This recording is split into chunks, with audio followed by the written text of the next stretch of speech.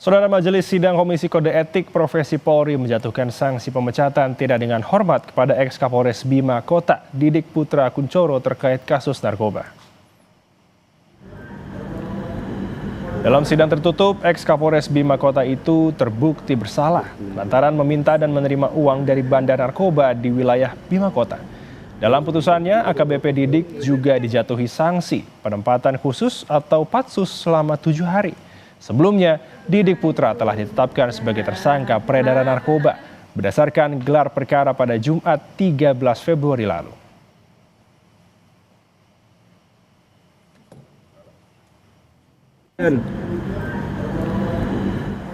Di mana terduga pelanggar telah meminta dan menerima uang melalui Kasat Res Narkoba Polres Bima Kota atas nama AKPM atau yang kemarin disebutkan adalah inisial AKPML, ya, yang bersumber dari pelaku bandar narkotika di wilayah Bima Kota.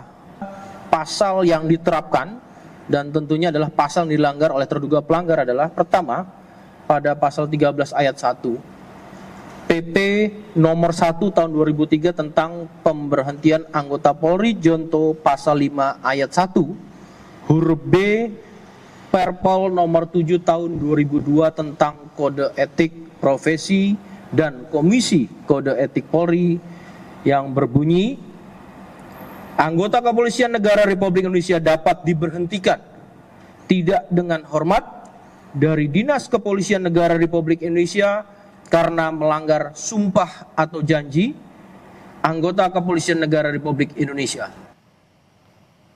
Sebelumnya, Saudara, Kapolres Bima Kota AKBP Didik Putra Kuncoro ditahan di Divisi Propam Polri. Ia ditahan akibat terjerat kasus dugaan setoran dari bandar narkoba. Keterlibatan Didik terungkap berkat pengakuan anak buahnya AKPM saat diperiksa dalam kasus narkoba yang menjeratnya. Ketika diperiksa, Didik mengaku mengonsumsi dan memiliki sabu.